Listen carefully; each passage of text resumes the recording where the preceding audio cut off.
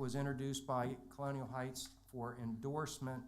They have to have endorsement to go forward with the application. You know, when I bring you projects and I say I need your endorsement, the application had to have endorsement of the Crater District Planning Commission policy, which is the oversight board. At the time the Colonial Heights presented it to the policy committee, it was not approved. So they didn't have an endorsement to go with their application for funding. That put a cog in the wheel right there. So it was decided in September that we needed to go back and put together a special committee, somewhat of an ad hoc committee, but a committee of 9 of the members of the technical committee to go back and look at the whole process to see if the process was done correctly and that all the things were looked at and everything was done and we had no issues with failing to, say, recognize some of the public comments or not agreeing with some of the engineering responses or not agreeing with some of the assessments that were made. So anyway, I ended up being the chairman of that committee, and we began that process in December of 2018. Because of the holiday period between November and December, we really could not meet because there was too many schedules. Beginning in January of this year, January the 10th, we met 11 times between January 11th and April 25th. And we went back and looked at the whole process again.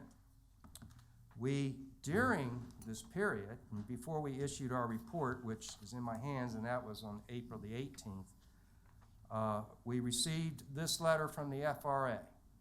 And it's kind of important, and it leads to some other things that we need to understand here. The FRA wrote to the Crater District Planning Commission this, and it's in your package if you want to go along with me. There was 2 documents in your package in there. In 2014, the Federal Railway Administration and Crater Planning District began developing a environmental assessment to evaluate the Tri-Cities area multimodal passenger station project in Chesterfield, Colonial Heights, and Petersburg, the 3.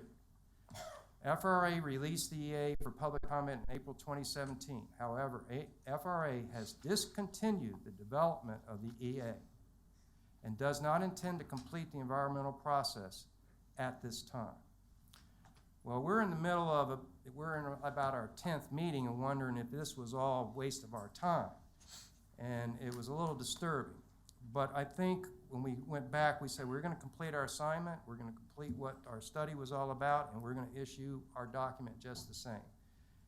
And back on the 18th, excuse me, I lost my date here, back on the April 29th, we presented those recommendations, those findings, those assessments to the policy committee.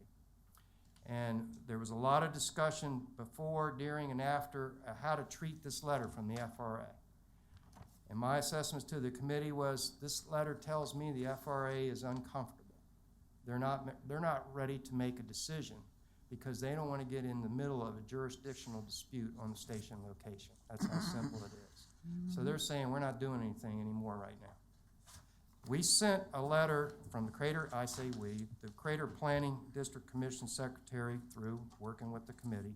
We sent a letter to the FRA on April the 18th, shortly after their letter, which was April the 4th.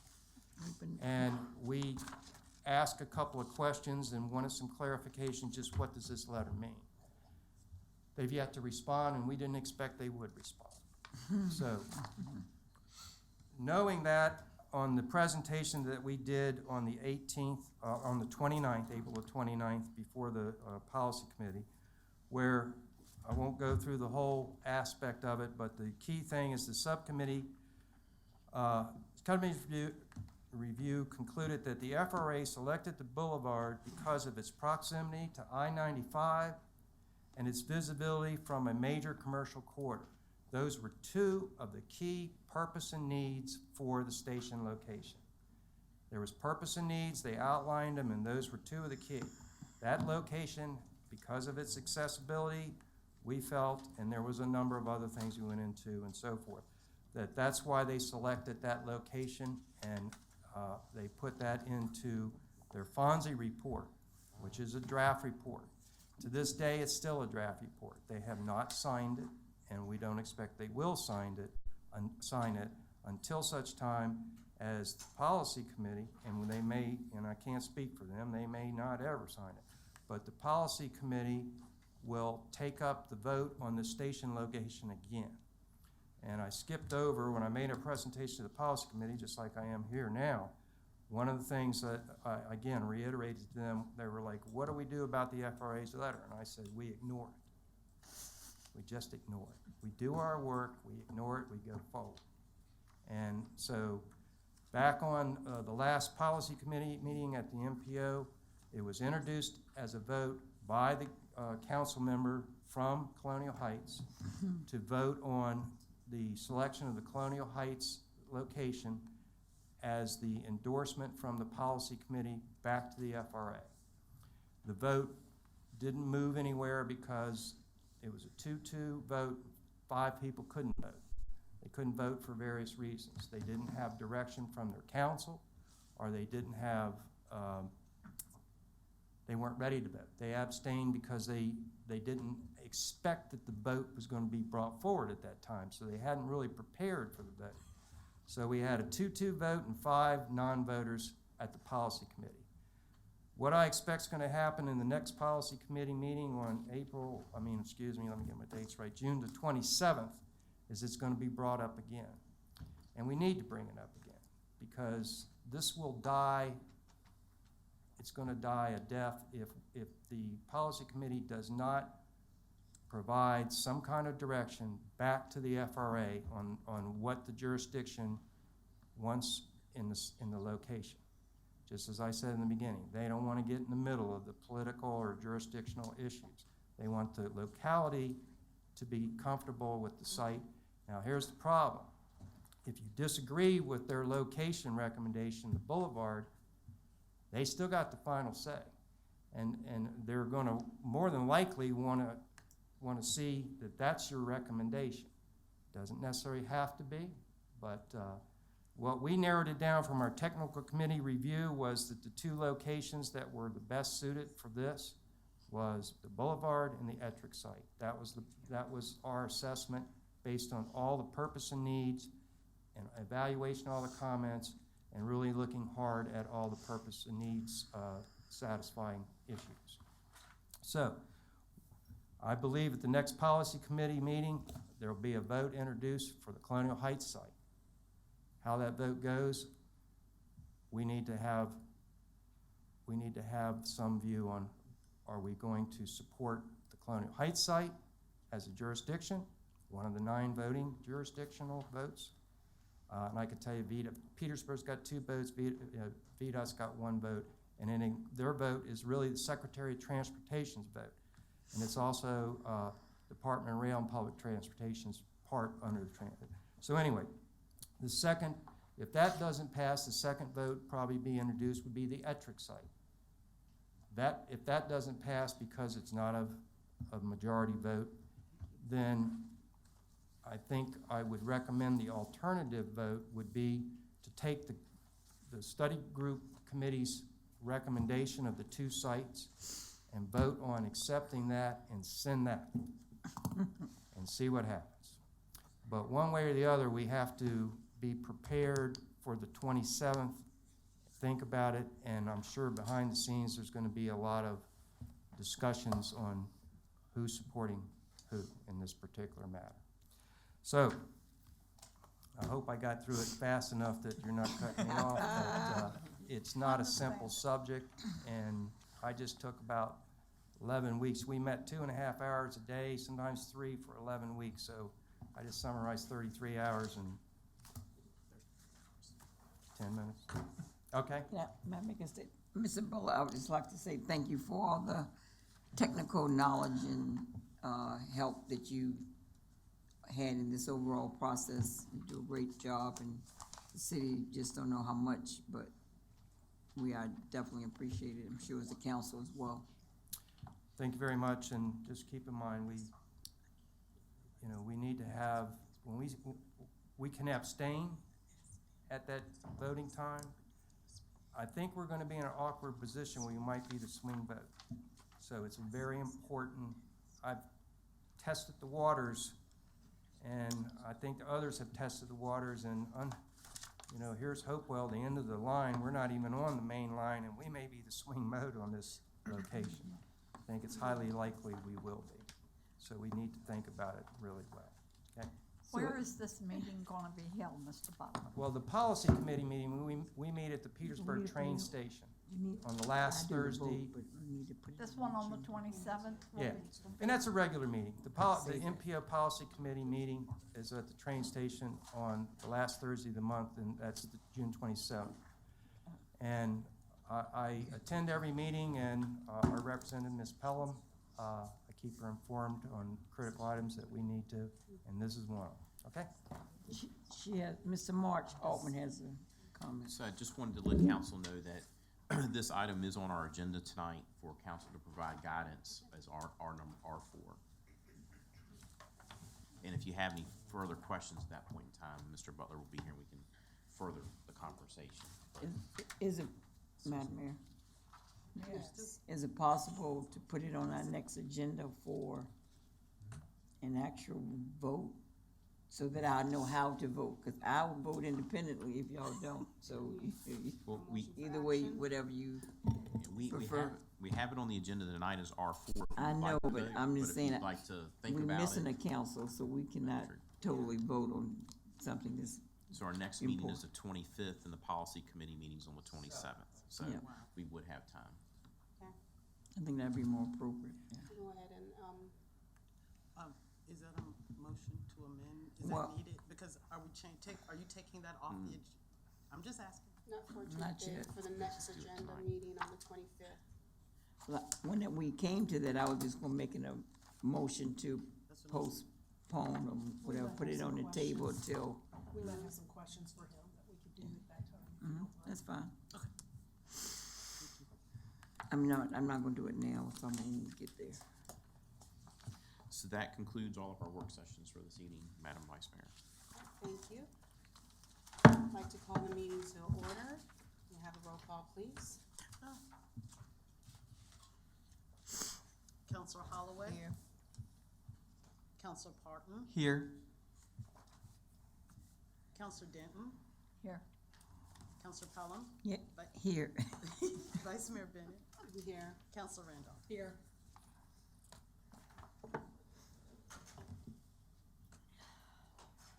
Well, thank you visitors for coming today. Thank you all. Would like to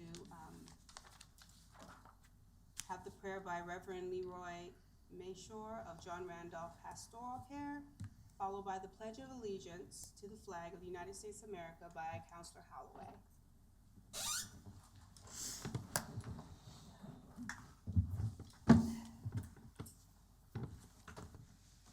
Let us pray.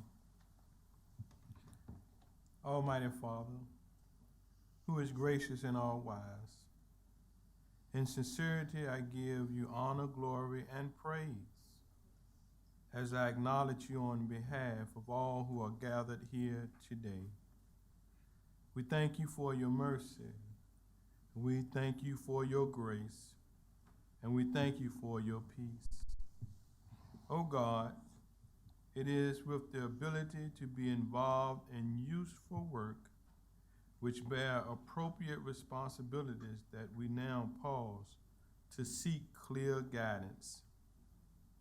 As citizens entrusted to obey the governing authorities that you have ordained to promote peace and order and justice, I therefore pray for our honorable mayor, the honorable vice mayor, the various levels of city officials, and for this council assembled here this evening. Heavenly Father, I am asking that you would grant them insight to govern amid the differing interests and issues of our present day. Grant them a clear and true awareness of the needs of your people. Grant them an acute duty to uphold fairness and correction. Grant them assurance in what is good, noble, and true. Grant them the aptitude to work cooperatively in agreement even when there are honest and varying perspectives among them. And grant them peace, prosperity, and pervading purpose in their personal lives, and unbending joy in their roles as public servants. Gracious Lord, I pray for the agenda set before them this day. Please give an assurance of what will honor you, what will enhance them as a council, and what will benefit those who live and work in and around this beloved city of Hopewell.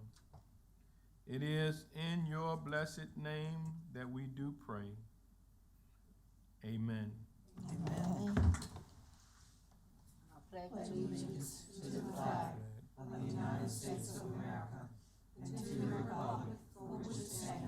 One nation, under God, indivisible, with liberty and justice for all. Stephanie, I just realized I did not request a motion to accept the agenda, the consent agenda. Want to go ahead and do that now? Yeah, I think that's exactly right. All right, thank you. All right, I'd like to get a motion to accept. So moved. Second. Roll call, please. Counselor Holloway? Yes. Counselor Parton? Yes. Counselor Denton? Yes. Counselor Pelham? Yes. Vice Mayor Bennett? Yes. Counselor Randolph? Yes. Okay, so we're gonna go to item C1. Agenda. Minutes, we're done. Minutes on May 20th and May 22nd. Madam Vice Mayor, may I make a motion that we adopt the consent agenda?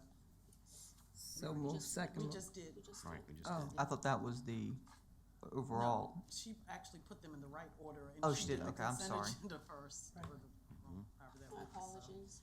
No, you were right. No. yeah. So, So, move down. Madam Vice- Presentation.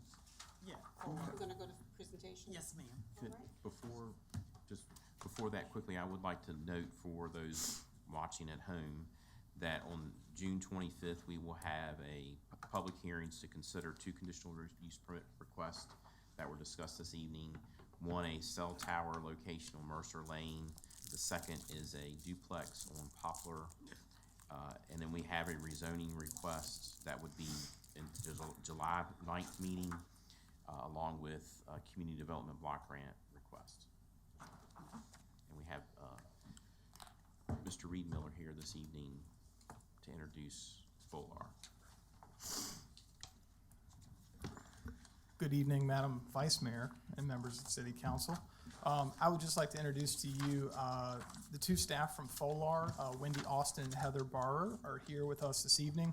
They're going to run through a brief presentation that talks about some of the accomplishments of FOLAR, how that relates to Hopewell, and what our goals and objectives are as we move forward. So without further ado, I'd like to invite them up, and they will share with you a lovely presentation. Good evening, Councilman, Mr. Altman. It's good to be here tonight. As Aaron said, I'm going to just run through quickly a little bit about a quick background on FOLAR, and then really share with you the Appomattox River Trail Master Plan, and then ask you to consider a resolution of support for the Trail Master Plan. We are going around to the entire region asking every locality to adopt a resolution, and you would be the first, actually, locality of the region to do so if you choose to. So, I think you know who FOLAR is. We're the Friends of the Lower Appomattox River. As Aaron said, I'm Heather Barrar. I am the second staff that was hired just 6 months ago to be the Regional Trail Programs Director. I have Wendy Austin, our Executive Director, with us tonight, and we have one of our founding members, Wayne Walton, has also joined us tonight, a founding member of FOLAR. Ken Newman, our chairman, and Mark Haley, our Hopewell representative, do send their regards and wish they could have been here tonight to join us. So just quickly, FOLAR, Friends of the Lower Appomattox River, we were formed in the year 2000 As a result of a study with the Crater Planning District Commission, some of you probably remember getting together in the late 90s, talking about how we could really make the Appomattox River a regional asset for the entire region. We did form as a nonprofit and operated for about 15 years, all volunteer, with Wayne being one of our volunteer leaders. And then about 5 years ago, bringing on staff to really drive this trail effort forward.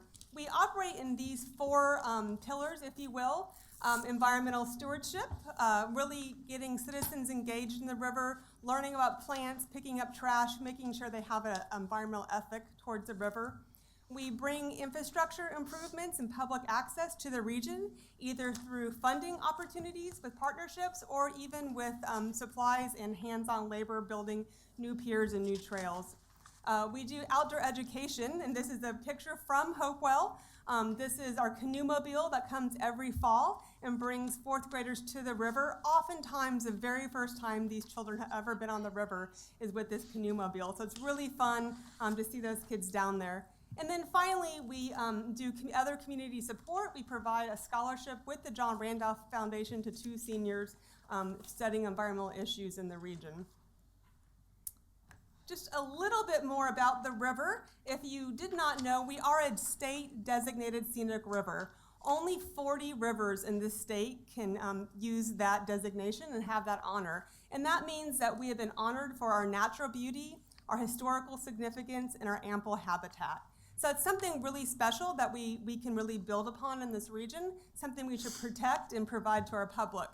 We do FOLAR works in a 20-mile 6-district region, starting 20 miles upriver from here in Chesterfield County and Dinwiddie at the dam of Lake Chesden. We flow through the city of Petersburg, the city of Colonial Heights, the county of Prince George, and of course ending here in Hopewell with the confluence of the James. And of course I have some outstanding pictures in the presentation of the new river walk that we definitely added in. We have some great photos we're seeing all over social media of that new facility. So let's talk about the master plan. FOLAR undertook this effort. We had funding from the Cameron Foundation to create a regional master plan for all 6 jurisdictions. We did this with all the staff from the jurisdictions, with the Planning District Commission, with our community. And it really created this guide that we could all together use and create one single new asset for the region. Our vision is to have a 20-mile park and trail system all the way from Chesterfield and Dinwiddie to here, creating an accessible, flat trail that anyone could use. We want this trail to be accessible for bikers, for walkers, for those pushing a stroller, or those using a wheelchair. And we have an image here from the Colonial Heights section where you can see it's a really nice, accessible trail.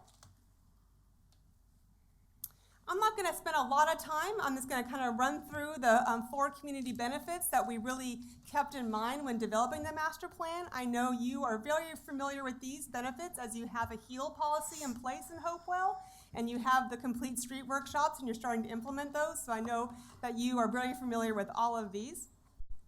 Of course, conservation, as we are building the trail system, it really is a vehicle for us to conserve and protect that beautiful riverfront. We know that protecting the environment is much more cost effective than having to restore it in the future. And not only is that green space good for the sake of the environment, it's good for all of us. I must tell you, I had a little break tonight before council, so I went to the Riverwalk and took a walk before I came tonight and kind of set my mind and saw a lot of citizens out there. So it really is wonderful to have these green spaces tucked through our community that we can stop and use when we need to. Lots and lots of studies coming out that kids who walk to school perform better, adults who can see green space heal faster, so many studies coming out around health and wellness. Of course, another thing that you're seeing here in Hopewell is economic growth. You can see these are some statewide numbers about how much economic growth we can get from outdoor environment. And of course, your synergy of having a downtown next to an environmental asset is just gonna see more growth in that area. And then finally, and perhaps most importantly, is that social equity piece. Trails are free. Anyone can use them, and they also provide an alternative form of transportation for those who can't or don't want to drive a vehicle. We really are making sure as we develop this trail, we're linking it back into our community and making sure that people can use the trail system as transportation. And I think the Riverwalk has also shown us just being out with your neighbors, getting to know people you might not have met before, really just connecting that social fabric of our community.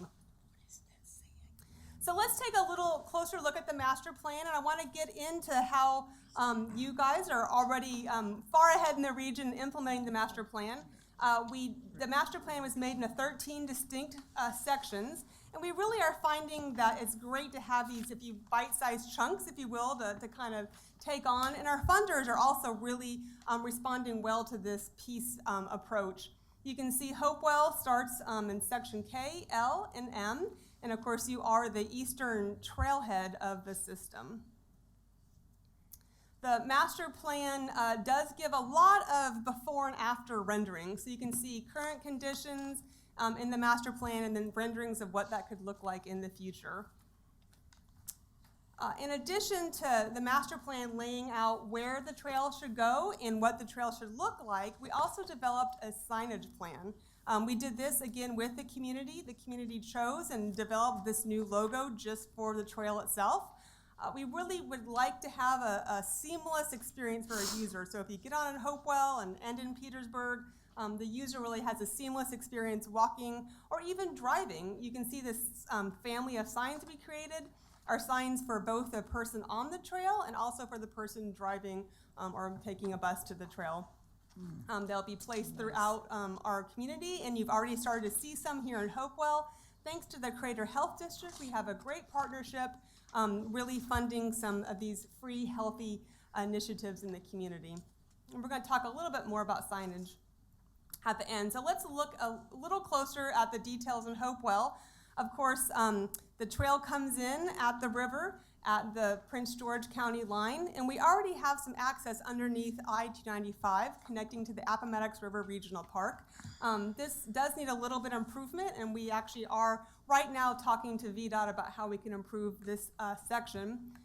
The trail comes into Cameron Landing subdivision, really taking advantage of low volume, low speed roads, bringing folks through the community, and then connecting to some existing assets. And I'm going to be saying that over and over again in Hopewell. You have some amazing existing assets that this trail system can take advantage of. Atwater and Mathis Park already have great parking, playgrounds, restrooms, a great trailhead for Hopewell, and a great way to either get on the trail and go east or west. In some cases, the trail is going to come off the river. We have perhaps some land use challenges. Fort Lee is one of those. We already have some existing subdivisions, so the trail will come off the river in some places, and that is the case here in Hopewell. Again, though, you already have your TAP funding, your transportation alternative funding in place, and the trail ties right into your projects you're already doing in 2020 and 2021. River Road is one of those. So let's take a quick look. This is an existing condition of River Road. So you already have a bike lane in place and a sidewalk. This is going right by Crystal Lake Park. And this will get a refresh with that TAP funding. And then in addition, all we really need to do is some of that new Appomattox River Trail signage to help folks get through this section. As we go to section L, we stay on road for a little bit, Mesa to Broadway. And then your TAP, that's also in your TAP funding. You could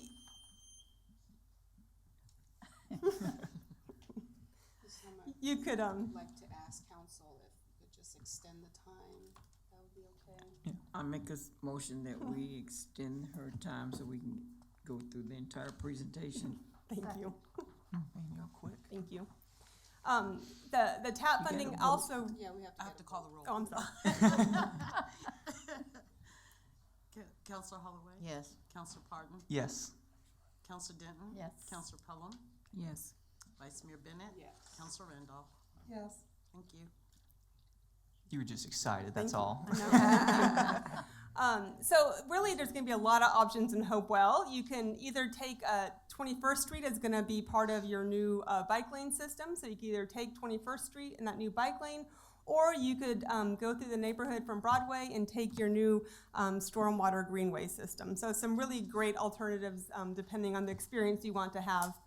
Then you will be walking by the Hopewell City Marina, another great asset for someone either biking or walking, a great place to stop, take a break, grab a snack, or maybe even fish or take a paddle. So you have some really great alternatives there.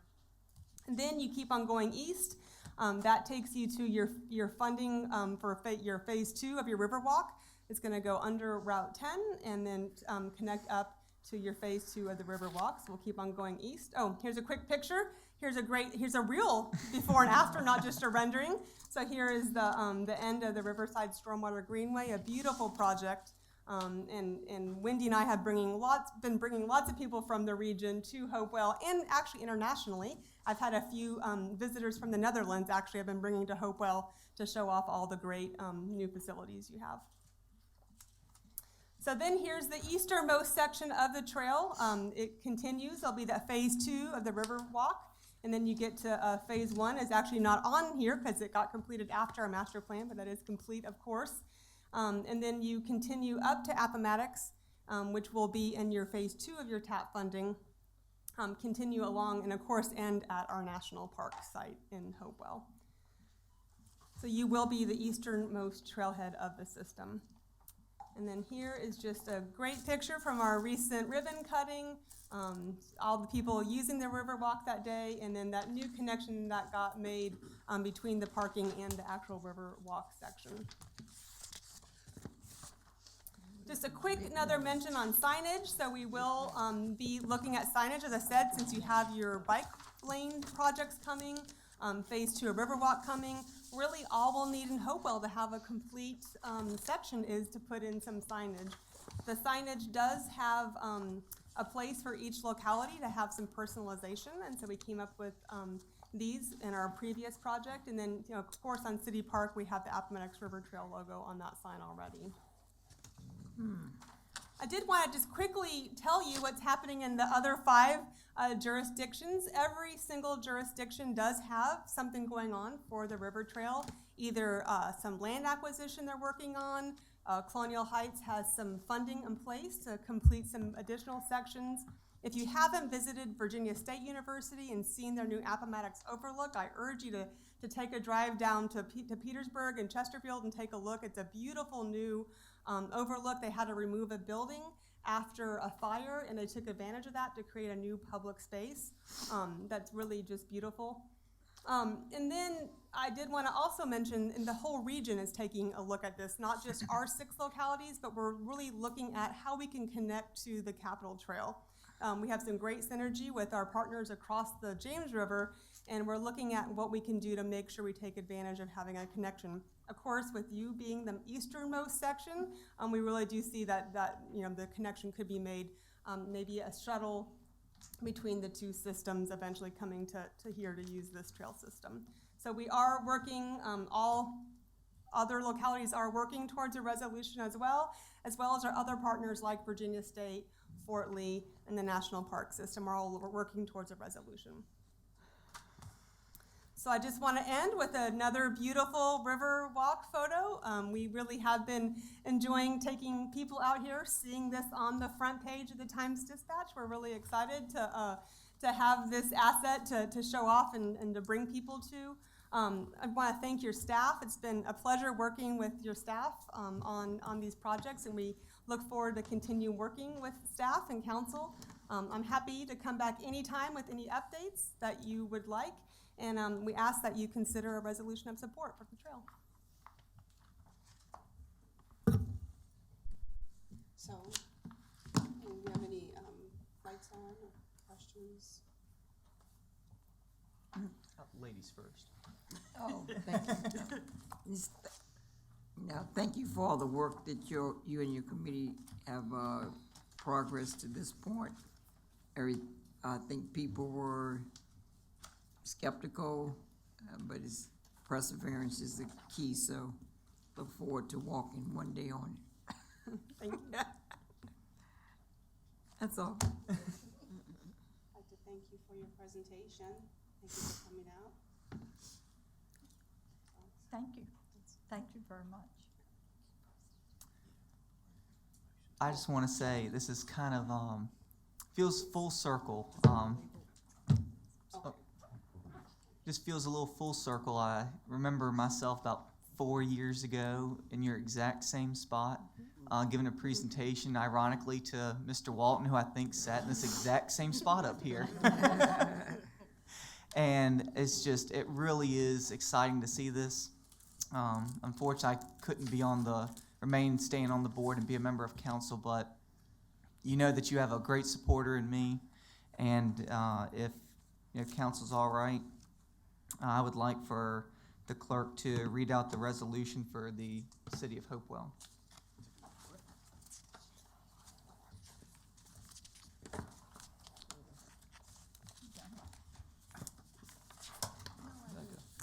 Thank you.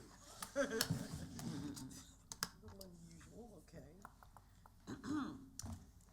Resolution of City Council of Hopewell, Virginia, whereas the Appomattox River was designated a state scenic river in 1977, and the designation was extended in 1998 and 2011 to include 19.2 miles of river from 100 feet below the Brassfield Dam to the confluence with the James River, to recognize the natural beauty and the historical significance of the river. Excuse me. No. Thank you. I don't think they can hear you on this tape. I always thought they could hear me in Guam. No. Is that better? Whereas the Appomattox River comprises nearly 4 miles of the northern border of the city of Hopewell, and whereas the Friends of the Lower Appomattox River, FOLAR, was established in 2000 in partnership with the Crater Planning District Commission and all 6 jurisdictions of the Lower Appomattox River, with the mission of working in partnership with communities to conserve and protect the Appomattox River for all to enjoy.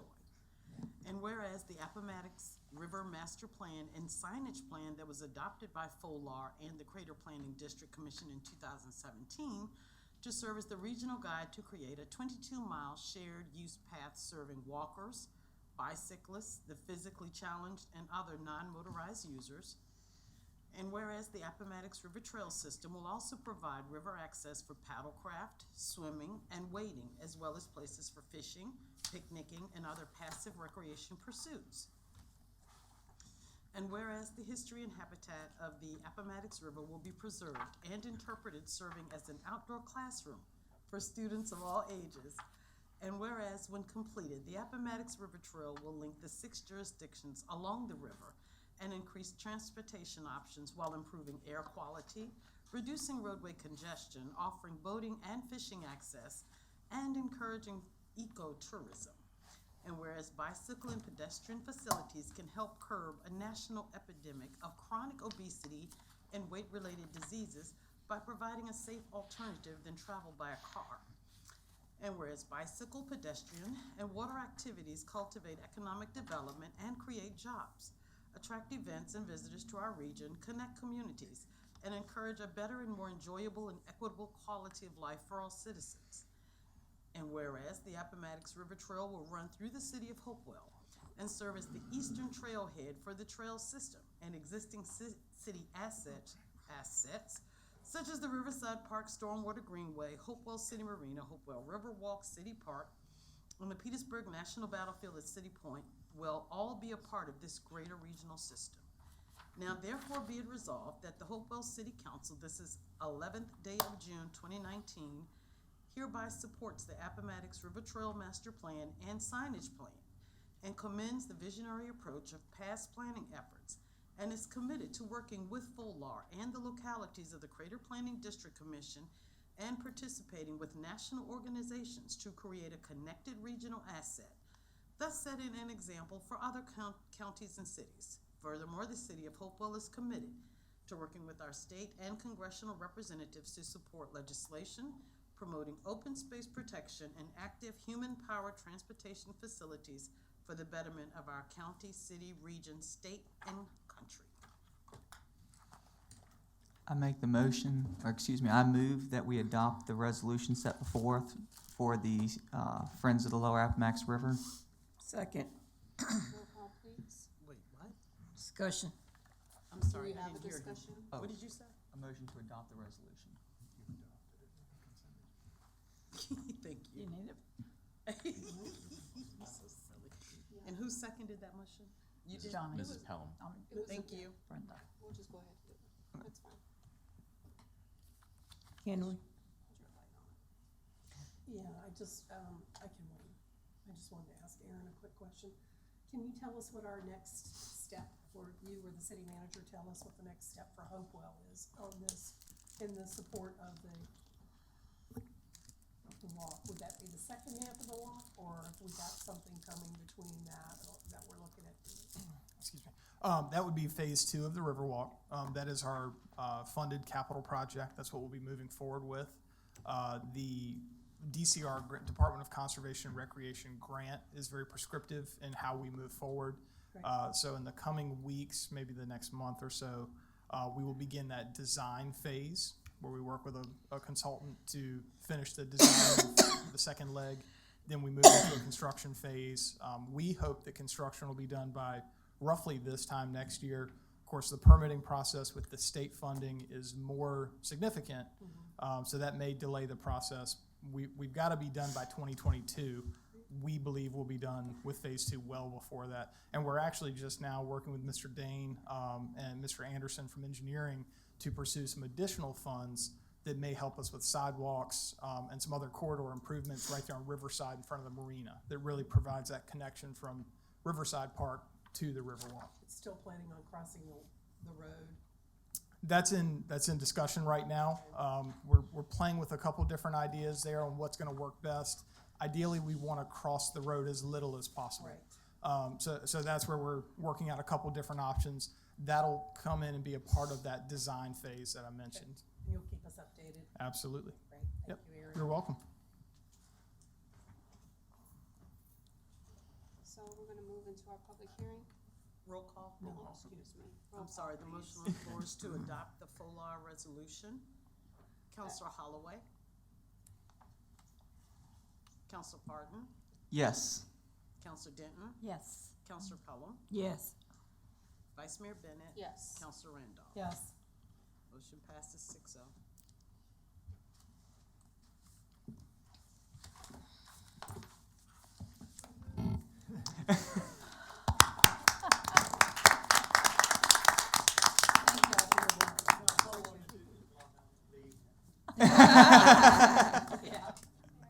Sir, yeah. Thank you. Thank you. Thank you very much. Madam Mayor, may I pass the order? Oh, wait. Thank you. Vice Mayor, oh dear. Whatever you want. Open the public hearing. The public hearing. Yes, clerk would go ahead and, read the rules for the public hearing. Yes, ma'am. It's not enough. What? Oh, here you go. You take mine. You need some more? You need some more? One more. I got it. You Gotta do that. I know, it's right here. Oh, no. Just help me. Public hearings, all persons addressing council shall approach the microphone, give name, and if they reside in Hopewell, their ward number. Limit comments to 5 minutes. No person shall be permitted to address the council a second time until all others have been heard. No one may speak more than twice on any subject in any one meeting. All remarks shall be addressed to the council as a body. Any questions must be asked through the mayor only, and there shall be no discussion without permission of the mayor. Any person who makes personal, impertinent, abusive, or slanderous statements or incites disorderly conduct in council chambers may be barred by the mayor from further audience before council and removed, subject to appeal to a majority of council. So our first public hearing is for the school board vacancies. I do not have anyone who signed up on this sheet, but I would like to invite anyone who would like to speak on this topic to come to the podium up here to speak. Madam Vice Mayor, may I note that some of the people on our list have since were either put on erroneously or have since withdrawn. We need to remove Mr. Anthony Sylvester. We need to remove Jonathan Branch. And we need to remove Lee Bujakowski. None of those persons are being considered for the school board at this time. Thank you. Do we need to, do we have to make a motion to change that? Because that was originally on the, no? I Just don't go think with so. that? No. I think the only motion would be whatever motion you wish to make to appoint whoever remains as a candidate. Okay. I can make that. Oh, no. Are you appointing someone? Better. Oh, Okay, you so want me to make it? I'm gonna go ahead and open. Close. Okay. Oh, open. She opened the public hearing. All right, no one? I'm gonna go ahead and close it. Madam Clerk, will you explain the school board? This public hearing is held pursuant to the law. It is a requirement that any time council is considering applicants for the school board, even if they're returning members, that matter must be placed before the public, you all, for comment, good, bad, indifferent. And so that is what this public hearing is for. If no one has anything to say, Madam Vice Mayor, we can move on to the next item. Okay. Move on to the next item. We have communications from citizens. I will have Miss Emily DiCarlo.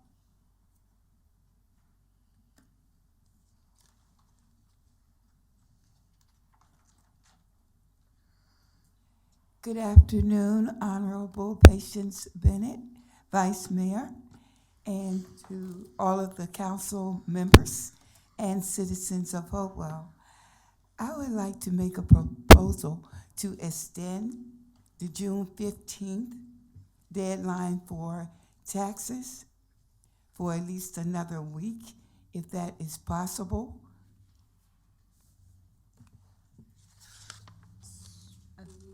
Think you, We cannot, actually, it's just a communication. And as far as council, we have to decide that as a body. But we're going to take your information and your question into account. Go from there. I appreciate it. Thank Does you. anyone want to? confer with your attorney, I think. I think that's under the purview of a constitutional officer that this body doesn't have control over. I also think that the deadline's statutory. But I think the treasurer is probably taking notes and will do what she can do, if she can do anything. Okay, thank you. Yes, ma'am. Okay, thank you so much for listening. Thank you. Thank you. I don't have any other, anyone else signed up, so I'm gonna go ahead and close the public hearing.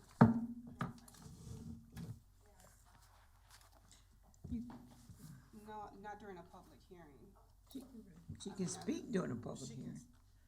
Right. To respond or to speak during a public hearing? Well, you're on. This is a communication from citizens. You left your public hearings, you're on communication from citizens. The easiest thing to do is look at the rules. And the harder thing to do is to find it.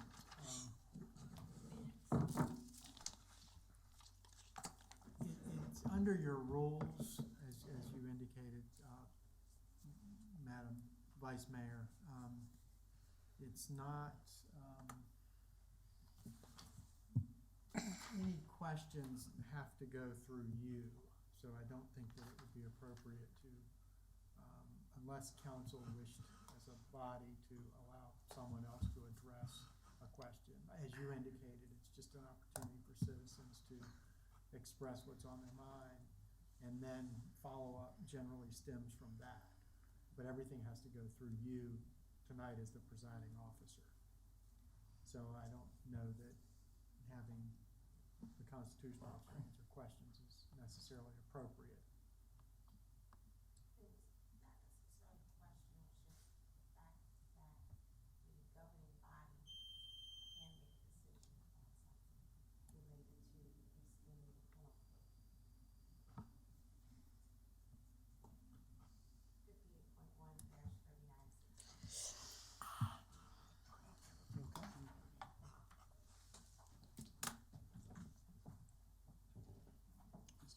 Can you repeat that, please?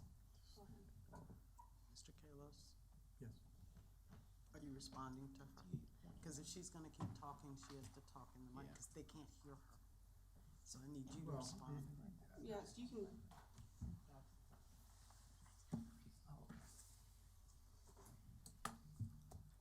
Thank you, Vice Mayor and Council, City Manager, Attorney. I just wanted to bring to your attention that there is a Virginia Code 58.1-3916 that counties, cities, and towns may provide dates for filing returns, setting penalties, interest, etc. So there is a clause in there that City Council can agree.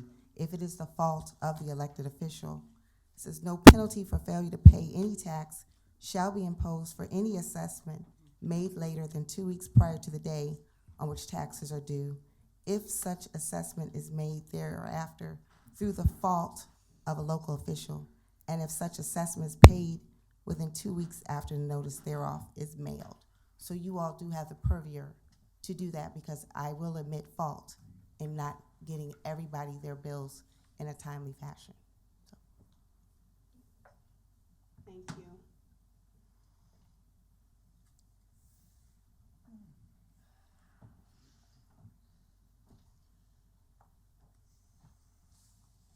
Do you have any others that have not signed the sheet that would like to have any communication or step Madam to the Vice podium? Mayor, City Manager. Excuse me. I was gonna suggest that if council is interested in taking the action that the treasurer has suggested, that we could amend the agenda and add an R5. A similar situation occurred, I'm thinking last year when we had personal property taxes due. We had a phone system crash, a computer system crash, and as a result of that, council did vote to extend the penalty date, so the individuals in the community, as a result of the system going down, were adversely affected. So if council was of the mind, as a result of the situation that's occurred with the real estate tax billings, the penalty date, so it wouldn't, if after June 15th, which is this Saturday, and typically when there's a weekend that falls to Monday, beyond that point in time, you could extend the penalty and interest, say, to the end of the month, whatever date council was comfortable with, to allow our citizens not to have to pay any penalty and interest based upon any issues that arose with the real estate tax. I'd like to make a motion that we amend the agenda to include an R5 that will address the city to extend the penalty date beyond June 15th or 17th, as it would fall, to the end of the month, which is June 30th. June 30th. Is that a weekend?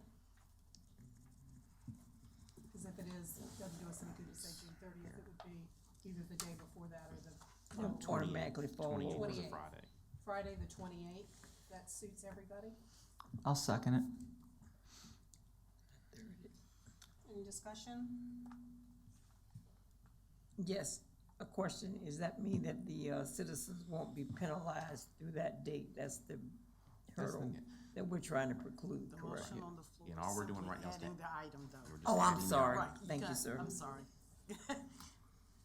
Roll call. Roll call, please. Certainly. Counselor Holloway? Yes. Counselor Parton? Yes. Counselor Denton? Yes. Counselor Pelham? Yes. Vice Mayor Bennett? Yes. Counselor Randolph? Yes. Motion passes 6-0.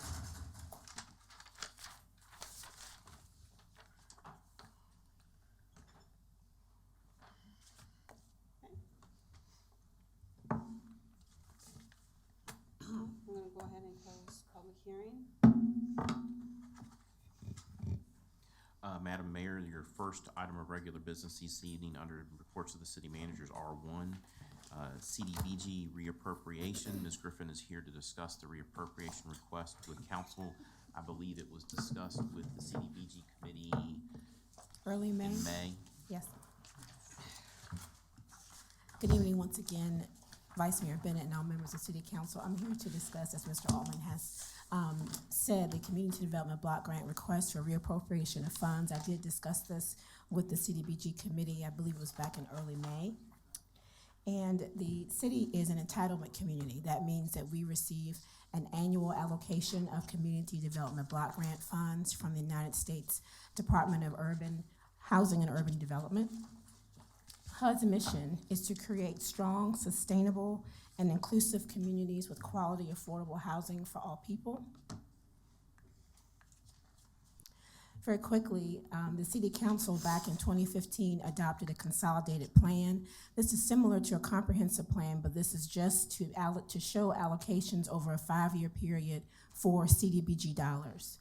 Your top 4 goals were the rehabilitation of housing, family services, including for the elderly and disabled, public safety, and also education, primarily for adults and early childhood development.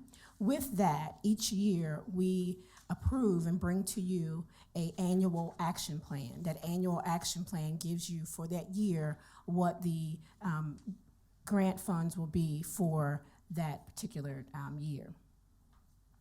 In 2018, the total allocation was $195,000.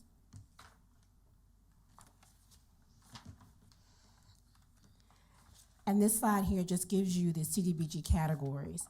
This is something that I went into detail with the CDBG committee. For those of you who are not on the committee and are new to City Council, the CDBG grant is divided into 3 different categories. One is public service. You can spend 15% of the entire allocation on public service. This includes nonprofits, maybe such as FOLAR, homeless nonprofits that work with the elderly, those that have children's programs such as Youth Sports League. The remaining 20% can be spent on administrative funds. This is funding for the staff person that actually administers the Community Development Block Grant. It is used for training and it's used for office supplies. It is also used to write any grants or reports that we have to give to HUD. We also, the last 65% is for what we call community improvement or community enhancement. This is for anything dealing with capacity building for nonprofits. It deals with infrastructure, and it also is where we put all of our rehabilitation for our housing. We fund 2 nonprofits that is Rebuilding Together and Project Homes with this particular allocation.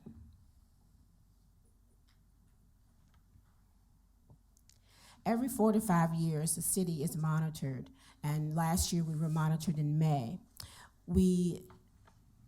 Oftentimes when we have monitoring, we have maybe 2 or 3 persons come down from HUD to look at our files. We don't know what files are going to look for. It's a random selection of all of our files, and we do a fairly a good job in all of our monitorings.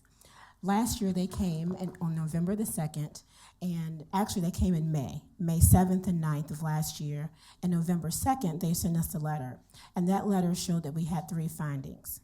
The first finding was a matrix code of 19C, and the matrix code simply gives HUD, and we tell HUD, look, this is how we're spending our money, and this is a category that we're spending our money in. That category can be anything from capacity building to the elderly, to the food bank, or to homeless services.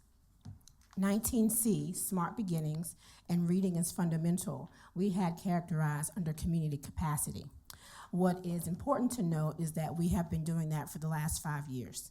Since 2013. 2013, actually, and 2014, we had them under public service. 2015, we put them under community capacity. That consolidated plan was approved by HUD. Each annual action plan was approved by HUD, and all of our CAPERs, our end-of-the-year reports, were approved by HUD. However, there is a caveat that says HUD can approve these plans, but it's not actually an approval. It's a conditional approval. And so when they came down in May, they said that the 19C no longer qualified under capacity building. In total, we have spent the $62,970 in capacity building for Smart Beginnings and for community and for reading is fundamental. And HUD is requiring us to repay that money. And this slide here gives you a breakdown of where we've paid that money to and how much for each year. For Smart Beginnings, a total of $30,000 for 2016 and 2017. And Reading is Fundamental, it's a total of, and I have my glasses on, but I can't see. Reading is Fundamental, $24,000 for 2016 and 2017, and then Smart Beginnings for 2018 in the amount of $8,970. We do have funding in our current budget to cover this cost, and that will come out of the Development Code Capital account. This is our demolition account. Prior to coming here, I have spoken to Mr. Terry, and he has authorized that I could come to you all to suggest that it come out of this account. So we did do our due diligence before coming to you. And we will have, currently we have $103,000 in that account, and we would be removing $62,970 from that account. What you should know is that this $62,970 will come right back to the city and be put back into the FY20 CDBG allocation. So we get that money right back, and it'll go back into the CDBG coffers. We, however, will not be able to use that funding for Smart Beginnings and Reading is Fundamental through community capacity, but just through public service. I'm confused, I'm sorry. Yes, They've already spent those monies, correct? yes, they've already spent these monies. So they've been expended. So, go ahead. They're gonna reimburse us for them spending the money, and then, what does all that mean? HUD, we will provide this money back to HUD, Okay, and HUD will then put this money right back into the CDBG allocation. but we can't give it back to them for a second spending, so we can, We cannot categorize it under community capacity. I'm gonna go I'm ahead and sorry. ask council to hold the questions Yes, until ma'am. the end, please. Okay. I apologize. That is all that I had. I think my next slide says questions. Any lights? She explained it, Okay, she thank you so much.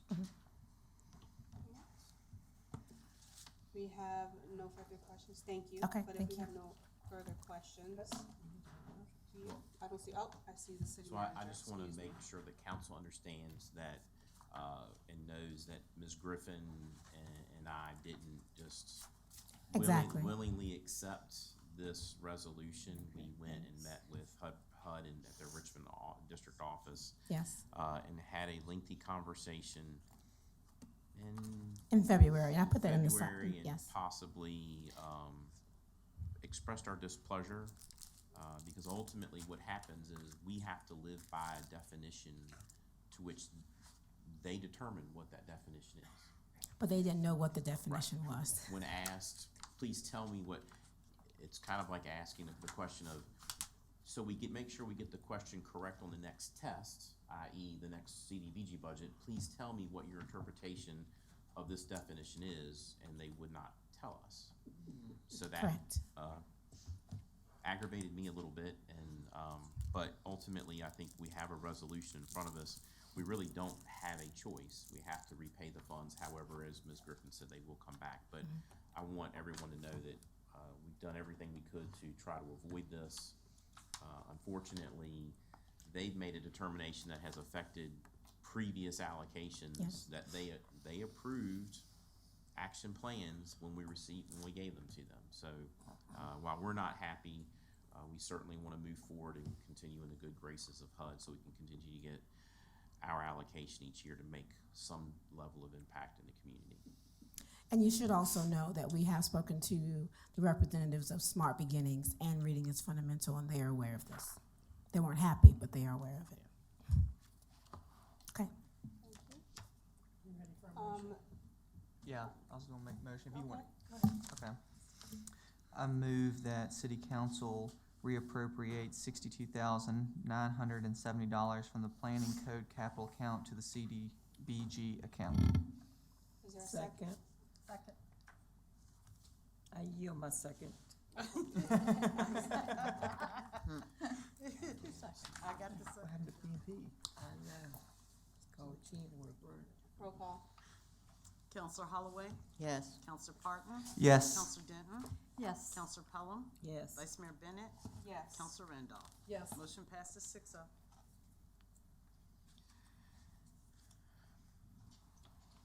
Madam Vice Mayor, the second item on the agenda this evening is R2.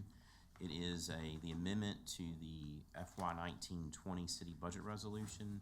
At the public hearing, council requested that some language be added to a couple of sections. So if you will, if you turn through your packet to page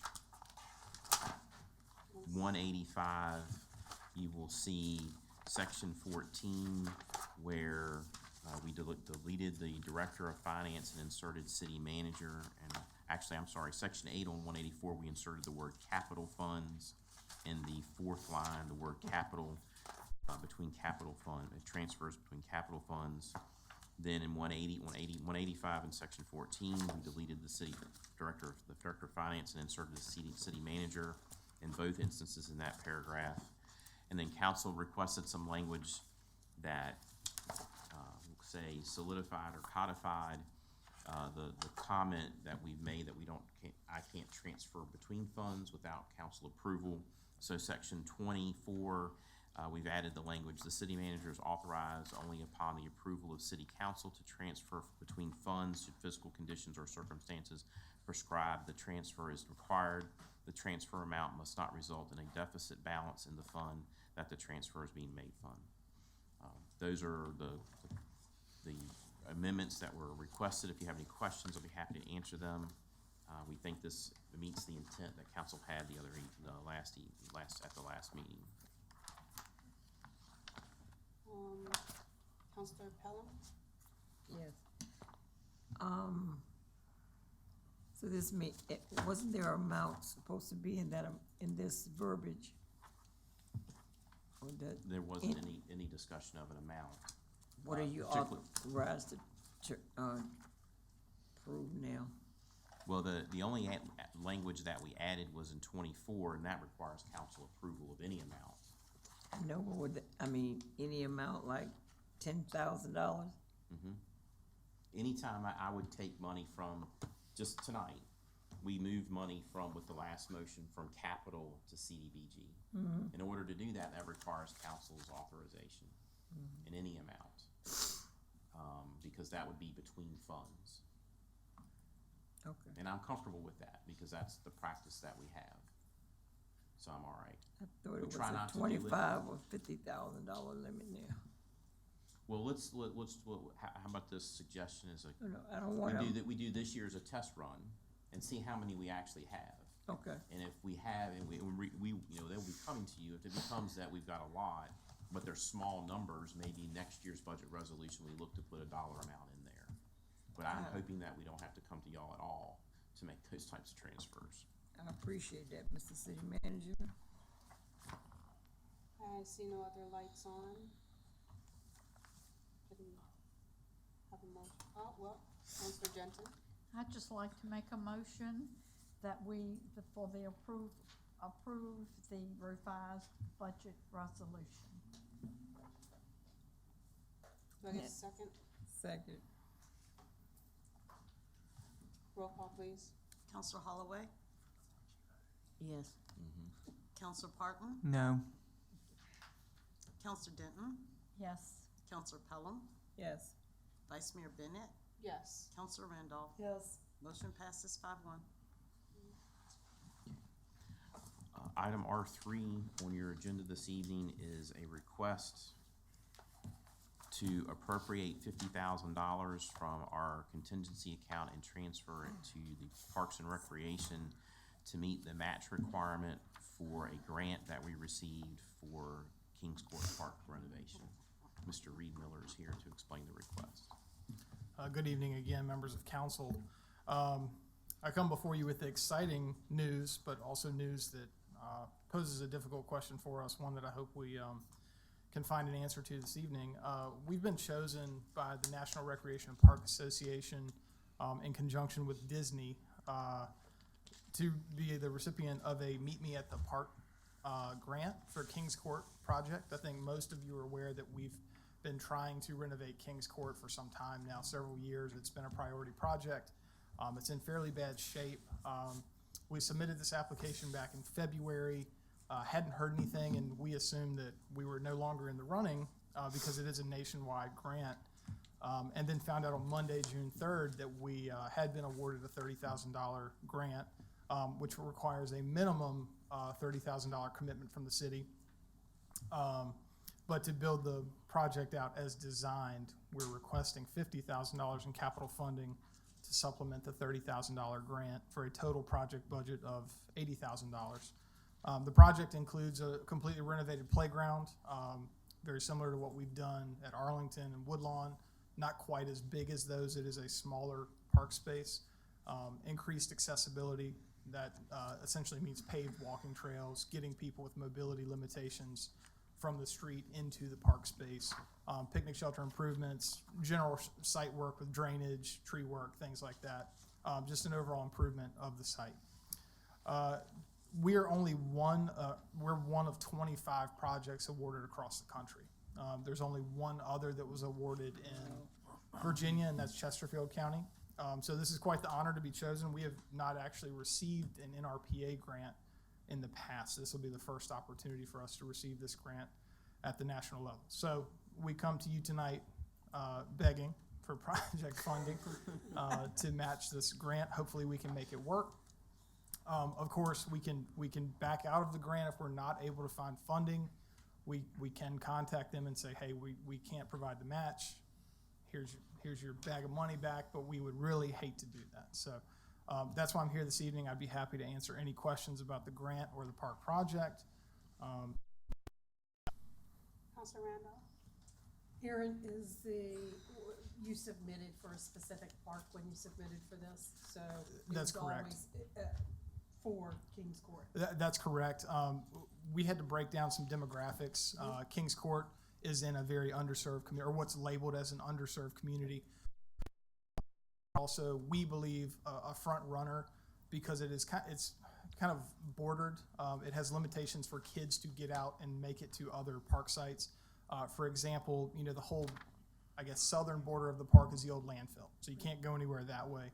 You can really only get in and out of the neighborhood on, 2 or 3 streets, and that either takes you to Arlington Road or High, which is obviously high volume traffic. We don't want little kids walking across the street to get to Arlington or even to go to Carter G. Woodson down 36 on the sidewalk. Not real safe. So that neighborhood has quite a few households. We know there are a ton of kids that live back there. All you have to do is ride through on any given afternoon, and there are kids everywhere. The park, even in the shape it's in now, and it's usable, it stays fairly busy. It is one, and I don't, based on the community input meeting we did with several residents, they believe that equipment was installed in the 80s, I think mid-80s. I couldn't find any record on the exact year, but it's old. It's beyond its lifespan, and we haven't done any kind of renovation previously. But yes, the grant was submitted specifically for that park, that project, that community, because that's really what the guidelines of the grant were asking for. And I'm leading to my question of if we were to only meet the matching grant amount of $30,000 rather than giving you an extra 20 for the full 50, what would that do to your ability to complete the park? We can complete it. We'll have to get very creative. It essentially removes things that we'd be doing just for aesthetics, like any landscaping. That would be the first thing to get cut. Some of the other site improvements. So really this grant is all about play. So obviously that's 60. The majority of that would be spent on playground equipment and the site amenities like the individual picnic shelters, benches, trash cans, grills, things like that. Those would be priority number 1. The accessibility would be priority number 2.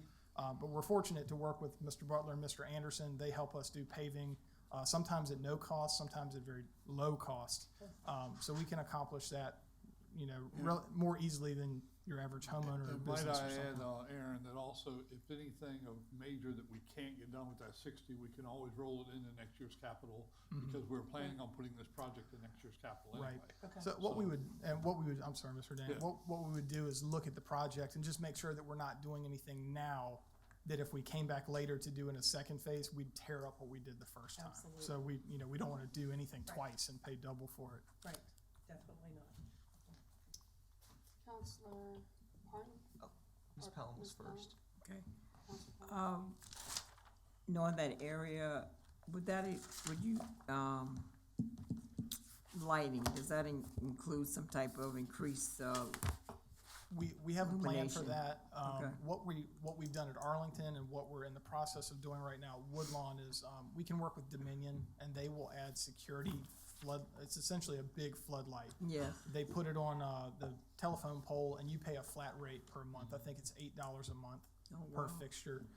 We do that at almost every park site we have. I'll have to check to make sure there isn't something already at Kings Court, but we can easily add that. I don't think there is. It's fairly it's dark. darker over there at in night. there. We can add that security lighting, but this does bring up the age-old debate of if it's pitch black, people are less likely to use it versus if Okay, you put up a yeah. lot of security lighting, you're almost illuminating it and inviting people to come in and use it at night. Pros and cons, arguments for both sides of that. Yeah. You know, it is certainly safer to have some light. So we can address that as well for very little cost, but that is a recurring operational cost. Thank you. Counselor Parton? Councilor Pelham made one of my comments, was asking about the lighting. The other one that I'd like to ask about is, do you have any plans for installing security cameras in that park area? And the reason that I ask is because, I mean, when I was with Keep Hopewell Beautiful, we would do an annual cleanup down there. Right. And we came across a lot of syringes and drug paraphernalia that we actually had to call police officers to, Right. because our volunteers, and rightfully so, didn't feel comfortable handling it to dispose of it. Absolutely. And I think that if we have security cameras there along with the floodlights, I think it could actually reduce the amount of drug activity down there, make it a safer place for kids. Agreed. We are just on a holistic approach. We're looking at cameras for all of our public park spaces. Okay.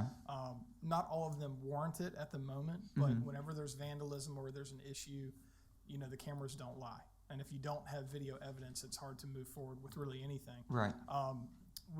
That wasn't part of the original budget, but we're learning. The big challenge with a site like Kings Court is there are no buildings on site. There are no improvements there. To do a traditional security system, you have to have somewhere to house a DVR and preferably be connected to internet so we can access it remotely, have cloud-based video storage, that kind of stuff. If you don't have that building on site, we have to look at more creative approaches. And they do make solar-powered and cellular security cameras. They're a little new on the market. Each individual camera is kind of like a cell phone. You have to have a data plan for it. We have not gotten quotes back on that from a couple of the different data providers. We're waiting on that information. We've got some camera products that we could stick out anywhere. As long as they can get sun, they will work and they will send video to a mobile device, to a desktop. We've got to get that data plan information. Once we have that, we'll have a better understanding of the total upfront and then operational costs of adding these. And if we can make it happen, we're going to try to make that happen at all of our park sites around town, including the Riverwalk and Arlington and Woodlawn and Mathis and Atwater. But Mathis, Crystal Lake, Atwater are a little easier because they have the buildings. They have storage rooms where we can mount the equipment, we can run cabling from. Those are a whole lot easier than kind of these neighborhood parks or the Riverwalk that don't have a building on site. Would it be possible, or do you have a rough ballpark idea of how much it would cost to have a small shelter like that at the park? The issue you run into is they really need to be climate controlled. Okay. So then you're building a building and you're adding HVAC, which obviously is very expensive to do. Right. And if you just add a small building like that, unless it's brick, it becomes a target for vandalism. There's some issues with that, certainly. But I'll share a story in Richmond recently, terrible story about something that happened to an animal in a park. And they added a security system, and I believe it's one of the wireless varieties. So we're going to reach out to them, see if we can get their vendor contact information. We're pulling a lot of information together on that right now. It is a top priority. Some of you probably saw the news coverage on the little bit of vandalism we have had at the Riverwalk that was turned into a very large news story. It's unfortunate. We'd love to be able to monitor activity, and just the presence of a camera being there many times is enough deterrent to get rid of that activity by itself. Right, and also, I mean, I think it also helps protect the investment in the park and trying to help revitalize the park and the neighborhood. Yeah, you know, Woodlawn's a great example. We just, that playground equipment is valued at $170,000. So having a camera watching that would be a wise investment, certainly. Okay. Councilman Randolph? If everybody else has asked their question. No, you can go Because ahead. I'm a second. Okay. The question's gonna be for you. If we decide to fund this, where is that money gonna come from? So, as with any request for funding that comes before council, we ask the finance staff, Mr. Terry and Ms. Carroll, to look at the budget to see if there's funding available. There's currently $50,000 available in our contingency account that could be transferred to Parks and Rec to meet the match requirement and exceed that, to fully fund the $80,000 that Mr. Reed Miller has requested. But Mr. Reed Miller has also said that they could potentially at least meet the basic requirement of the $30,000 match. And as Mr. Dane added, we're going to put this in our budget for next year. For funding, we could wait on a little bit of this pretty stuff. Right. And get the grant monies. I hate to leave money sitting on the table that's free. Nothing's free, but, you know, matching. Yep. And could look at where we're at for next year and use and put that extra 20 in there. So I would be more prone to that rather than going ahead and, even though we have 50, giving ourselves a little leeway since we seem to be having some requests coming up. So.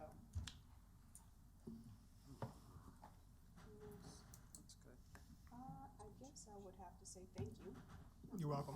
For everything. I mean, honestly, the parks have transitioned our neighborhood, Yes.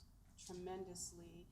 Birthday parties out there. I mean, thank you for working with the city engineer to make sure that we have crosswalks, safe ways to get to the park. Thank you, I really appreciate that. And my other question was gonna be for March, how much do we have in the contingency? What's our total balance? Total balance, that one slips my memory right now. I know we have, and this is, I don't have a number right off the top of my head. I know that we identified the 50,000. I know we have well more than $50,000 in that contingency account, well over $100,000 or more in the contingency account, and I can get y'all that number first thing. You just can't put a price on health either. I do have residents. We do have residents going out there, and they're outside more than ever. You know, I am really a believer in health, family togetherness, and community. Right. So yeah, thank you. I appreciate everything you do, and thank you for your due diligence to make sure that we not only have a park, but have the best in Hopewell. Thank you. Absolutely. You're welcome.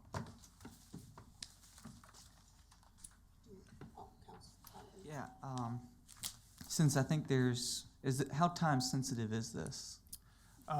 Well, in total disclosure, we've essentially already signed an MOU with NRPA.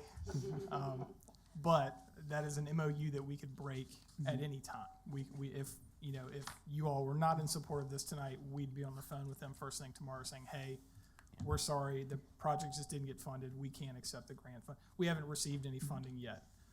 But essentially, we have signed an MOU moving us forward. We were required to do that by June 5th. So, reminder, we were notified of the grant award June 3rd. The MOU had to be signed to return June 5th. So not a lot of turnaround time on this.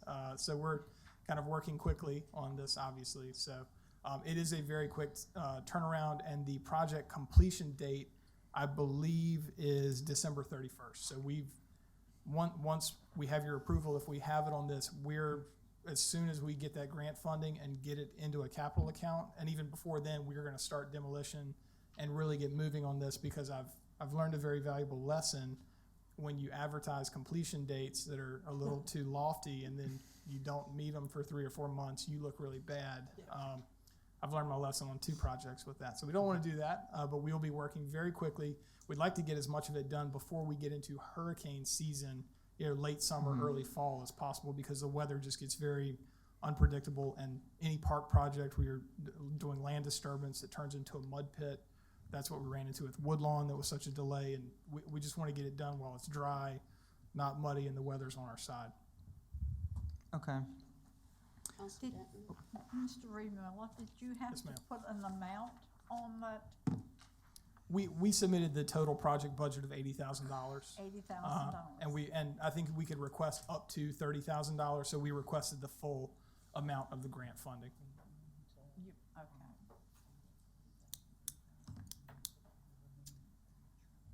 Any other questions?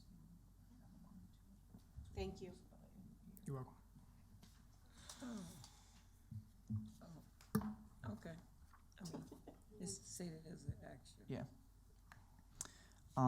I have a, You want to make a motion? yeah, I'll make a, before I make the motion, since we don't know how much money is in our contingency fund and we're coming up at the end of the year, I'm personally willing to contribute, all the remaining travel money that I have as, the Ward 3 City Councilor to go towards it. I don't know if, You can't, Not to travel, you can't, not travel. not travel. No. Y'all only Mark have sent 3. out an email today Yeah. confirming that the last council, so we'd have to totally change and Yeah. redo all of that. You can't, sorry, No. go for it. So when we had the discussion of the water improvement fund with the last council, and Councilor Parton asked me a question yesterday, and I hadn't read the email in full when we talked. And I went back and looked at some notes. We did have an agreement amongst council that we wouldn't use travel funds as part of the water improvement funds because they were for travel. However, okay, so as we know, any unexpended funds at the end of the year go towards our contingency account. So if those funds aren't expended, they will go towards the 10% our rainy day fund, and that after we meet all of our needs at year end. So while we may take some dollars from contingency over here, what isn't spent by all departments, including council for travel or whatever, well, they could then balance that out. So okay. you're just going to this pot right now because it's an identifiable amount of money as opposed to going through 20 different line items to come up with it. We have the dollars, confidently have the dollars in contingency. If not, Mr. Terry would not have let us bring this forward, believe me. He would not have Okay. allowed that to happen. So I think we have the dollars, and then anything that isn't spent by any department, including council, drops to the bottom line to take care of things at the end of the year. Mr. Altman, can I have one thing for clarity, maybe? The contingency fund that you're speaking of is a contingency fund within the operational budget, not the contingency rainy day Right. Correct. fund. This is money that we know in the operational budget was allocated to be spent this year, and there's over 100 in there, of which we're proposing to spend 50. And we have no So other it's things not, it's not coming out of some forward. unknown account, it is an operational account. Okay. Nobody's got any more things coming up the next meeting, right? Not planning on That's why having you have anything. contingencies. Okay. Okay. Well, I'll make the motion to appropriate $50,000 in capital funding to match the $30,000 grant for the Kings Court Park. I'll second it. Roll call, please. Counselor Holloway? Yes. No wonder why she said yes. Nope. Counselor Parton? Yes. Yes. That's why I said yes. Counselor Pelham? Yes. Vice Mayor Bennett? Yes. Counselor Randolph? Yes. Motion passes 6-0. So R4 on your agenda is the multimodal passenger train study issue again, that Mr. Butler presented during your work session. If council would like to take an action this evening to provide guidance, we can. I believe there was a suggestion earlier to potentially postpone this to allow for further questions And I also believe we have, I think Ms. Pelham cited that the mayor wasn't here this evening, to your June 25th meeting.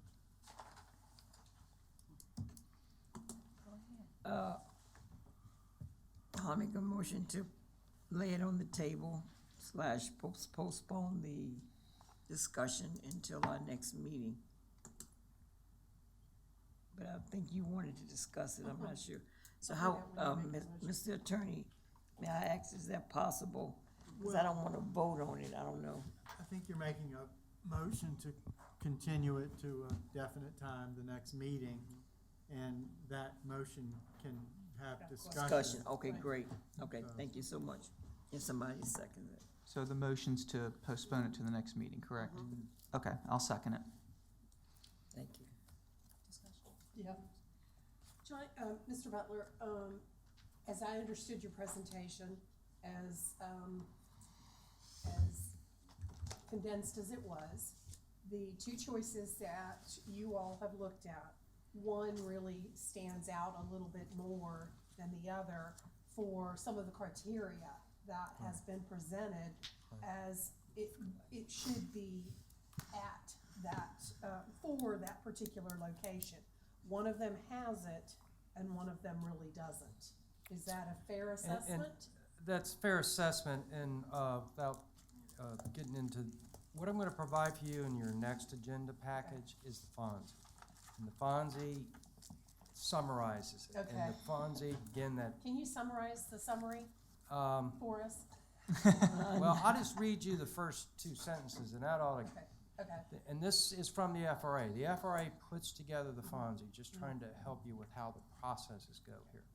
But the preferred alternative, you have all the alternatives, and then you review, and the review eliminates and gets down to a lesser number of alternatives. We got down to 5, then we got down to 3. Right. The FONSI has a preferred alternative. Preferred alternative is the project alternative that best meets the purpose and need of the project and is favored by agencies for approval and future construction. The preferred alternative is the alternative which the FRA and the cooperating agencies, the HWA, Federal Highway Administration, FTA, believe most closely align with their statutory mission and responsibilities, giving consideration to economic, environmental, technical, and other factors. And it goes on, and it says it encompassed the greatest number of benefits that are supported in the purpose and need of the project. So this is their view. Right. And But what I'm asking is, did you all, in your 4 months of meeting, come up with that same? we didn't, I understand where you're going, I don't want to cut you off, but That's we fine. came up with the same conclusion on why they picked it. Right. And we didn't have any objections but why they picked it, but at the same time, the Petersburg Station, which is the Ettrick site, it's Right. called Petersburg Station, Right. by the way. It's little really bit, but- Chesterfield. Excuse me? It's really Chesterfield. Yeah, it's in Chesterfield, yeah, it's in Chesterfield and Ettrick, but it's called it equally had a lot of qualities to it that met the purpose and needs, but it didn't meet them as well as the Boulevard site did. Okay. And that's what I said, and we put into our summary statement, that obviously the visibility and the accessibility to major corridors and improved corridors and the short distance between that site and 1.1 miles to the 95 interchange, and then all the improvements that happen on Temple Avenue support this location better than any other location. Right. And yes, it does have issues, but all of the issues could be mitigated. Like, it has some stormwater management issues and so forth. They'll be costly, but cost isn't the deciding factor, believe it or not, when you're making these kind of decisions. It's not always the deciding factor. It's the best location, you have mitigation costs, and they are what they are. Right. But the Chesterfield location, the Ettrick location, the biggest single thing was the Virginia State students, the close proximity to them. Now, that could be mitigated with, carpooling, vans, trolley, whatever. There's a way to mitigate that issue, and it's not something they can walk to. It's 2.1 miles down the road. Is that a long distance? 4 stoplights, 2.1 miles, we timed it, it's 7 minutes. So it's not that big an issue, but to them it's an issue. And then, of course, the historical aspect of it always being in Ettrick and the community building around it. They have a certain fondness for the train station being there. So anyway, it's not an easy thing to choose So one or the other. you're looking for this council, you're looking for this council to give our representative guidance on which way we think she should vote. Is that correct? Yes. Okay. Because at the time, when the vote is put on the floor, and the other localities go around and vote, the other localities didn't have the authorization from their elected body to make the vote that they needed to vote. Right. So they had to abstain. Okay. And this was a critical vote at policy committee, and I was abstaining because this is a type of vote that the political appointee needs to be there when that's made, or give me clear directions on what the vote should be. Okay. Okay? So, it's a tough decision, but Yes, we that, can discuss it in the next 2 weeks. Yep. Gotcha. Thank you. my light, Madam Mayor. Yeah. Hence, that's why I did request it to be on the agenda, because I would have voted, but I'm sure I just decided it wouldn't be appropriate without getting feedback from their entire council. However, with all these decisions, they're all political in the bottom line, that you can mitigate anything that you want to mitigate. There's, like you talked about, the mitigation for Colonial Heights sites, the mitigation for the Ettrick site, and it all boils down to a lot of political stuff. Even 15 years in politics, you end up justifying what you want to do anyway. So, if it's up to me, I would vote for the Chesterfield site, Ettrick site. It might cost a little more money to expand the roadway going into it, and it's another extra mile to 95 or wherever, but that's what I'm gonna be recommending next whenever it's back on the agenda, so. But you can mitigate it as long as you're willing to pay the cost for it. And it is a great place where it is now. Thank you. I don't see any other lights on. Anybody would like to give a motion? We already have a No. motion on the table, To postpone. is to postpone the meeting until June 25th. Okay. That motion has been properly seconded. Roll call, please. Counselor Holloway? Yes. Counselor Parton? Yes. Counselor Denton? Yes. Counselor Pelham? Yes. Vice Mayor Bennett? Yes. Counselor Randolph? Yes. Motion passes 6-0.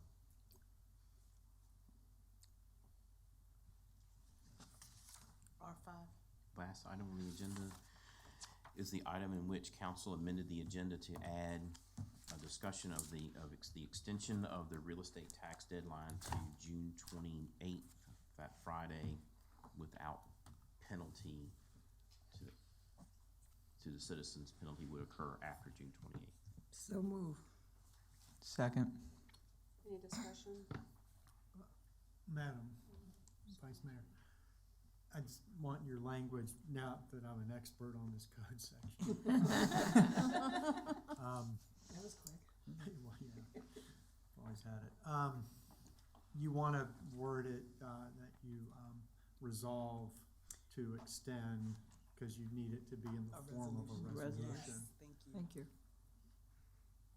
And I just want to throw this out too. I'm not sure you necessarily have to say it, but I do want you to cite the Treasurer's Code section in your motion, that it's done under pursuant to 58.23916.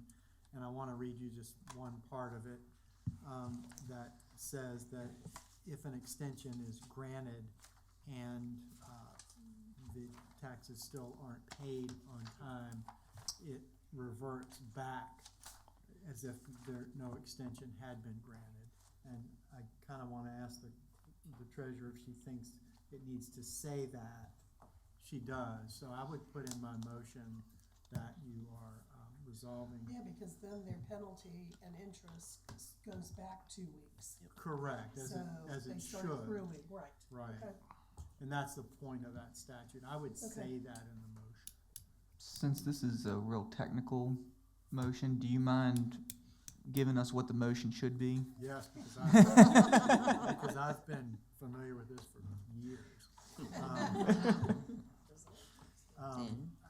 I would suggest that the motion be that you resolve to extend the deadline for, and I need to call time out and ask, is this real estate? Yes. Yes. Just real estate.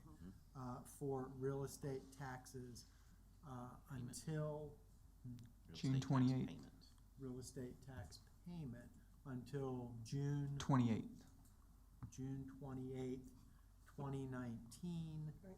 pursuant to Virginia Code Section 58.1, 3916, and that if the if any tax is not paid by the end of the extension period, any penalties will revert back to the original due date of June 15th.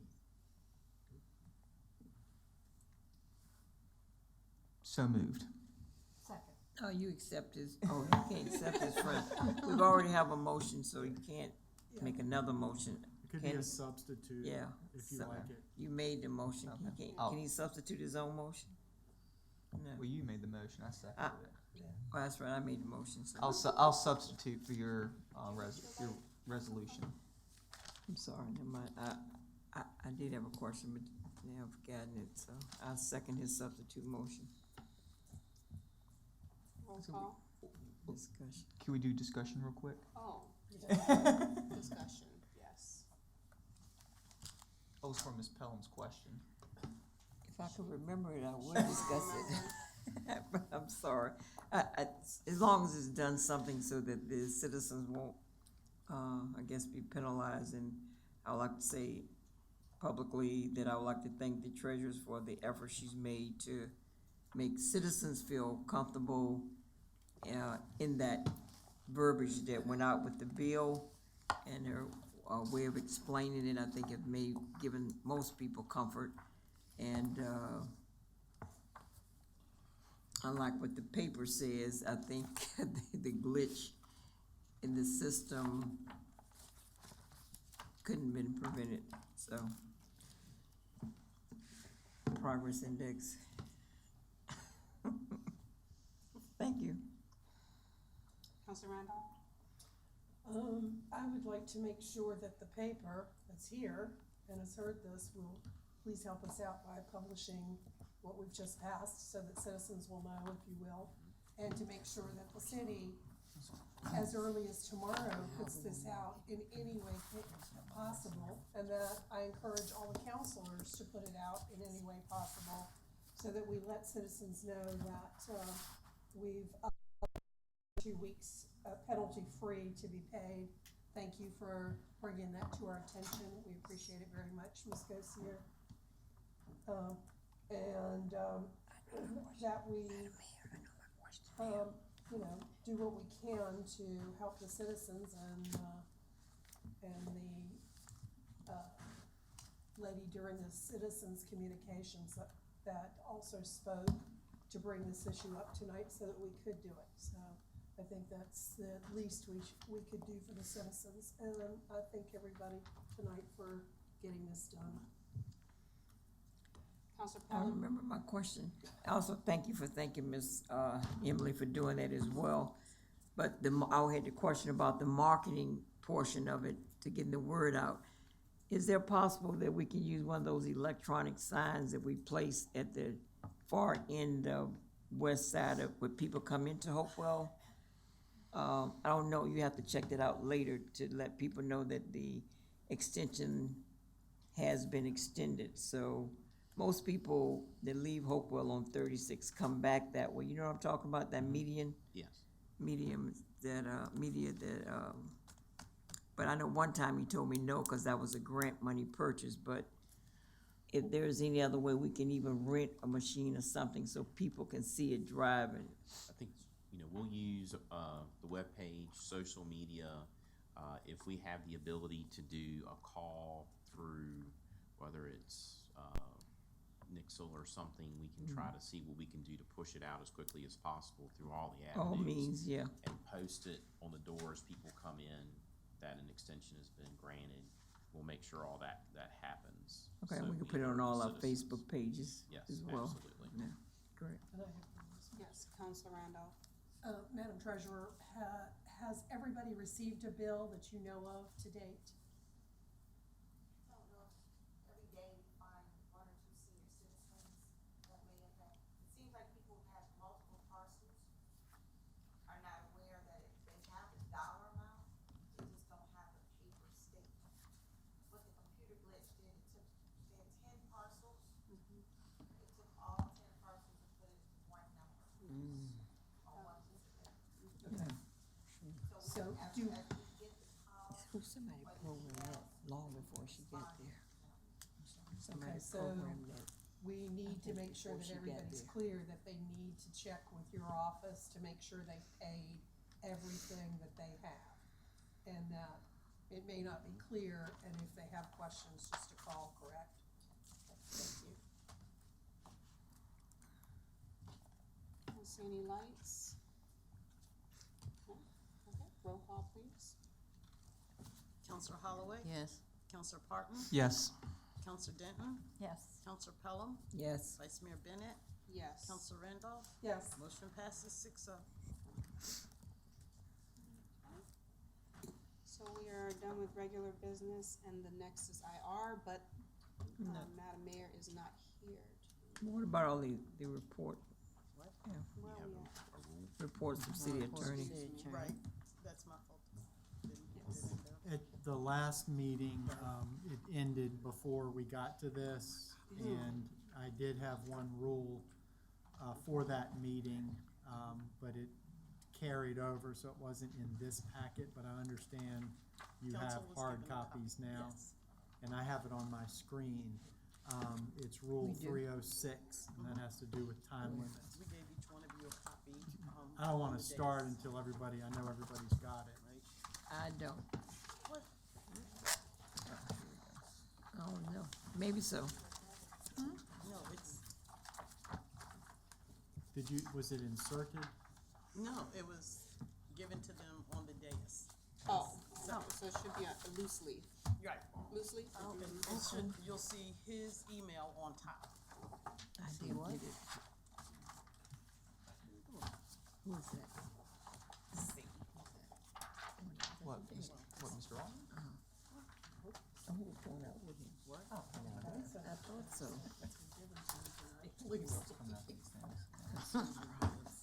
It might be tucked in your blue. yeah, I've had so much stuff That's that's been given to me that I mine's in the couldn't back. tell you where it is. This is close. I hate that rule. Instead of tucking it away. You can share that one.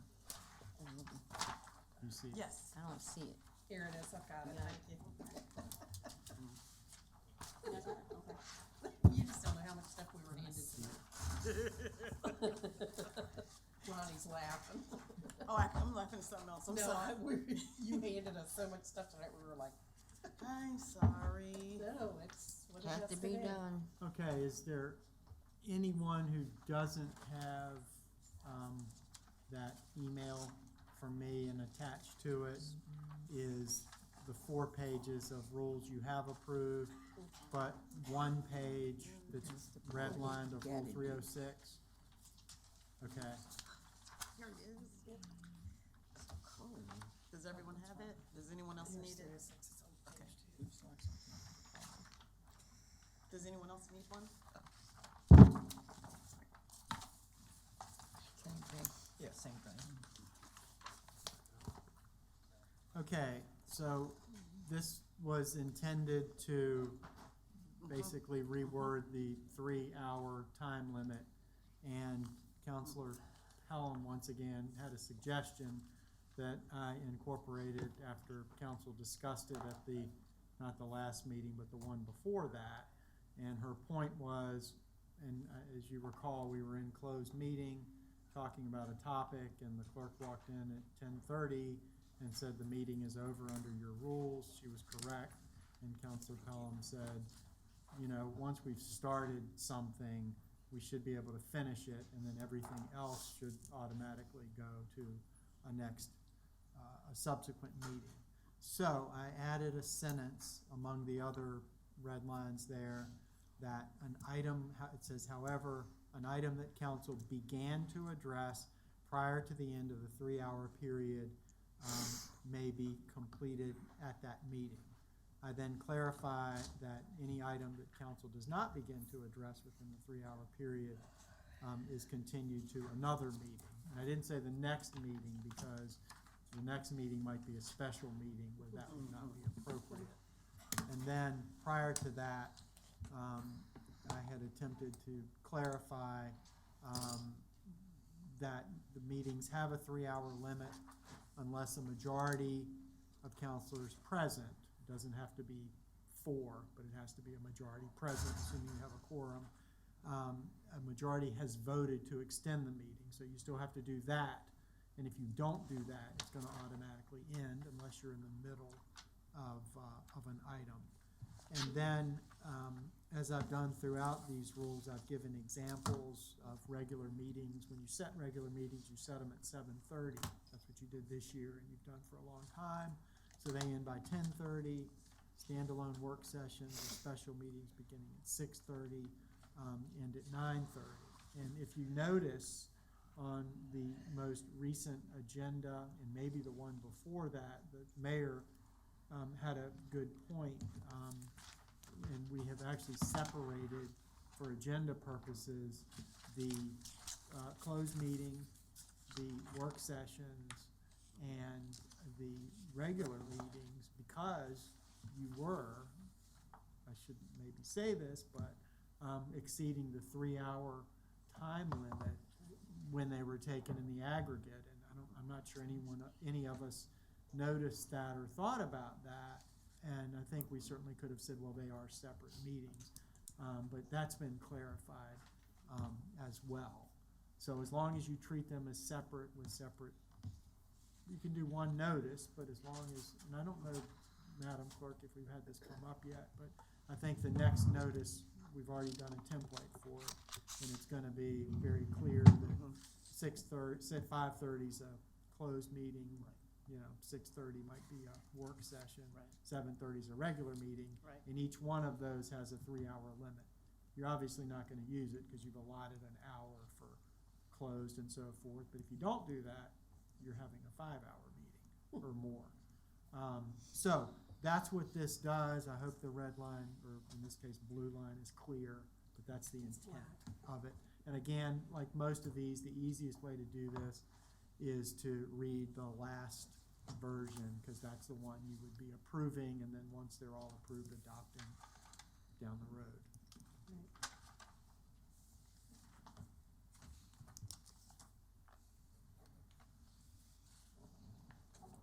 So, well, I'll let you finish.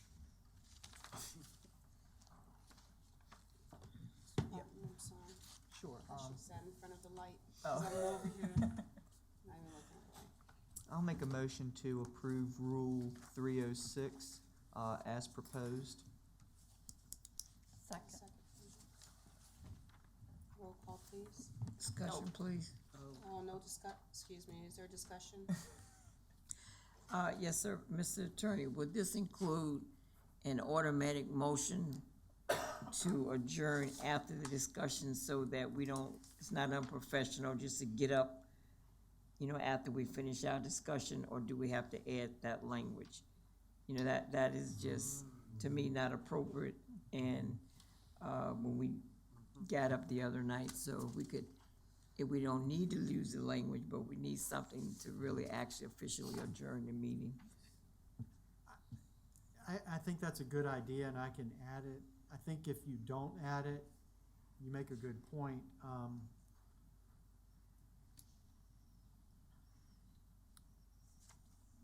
The language, you're talking about is the part, however, an item that council began to address prior to the end of the 3-hour period may be completed at that meeting.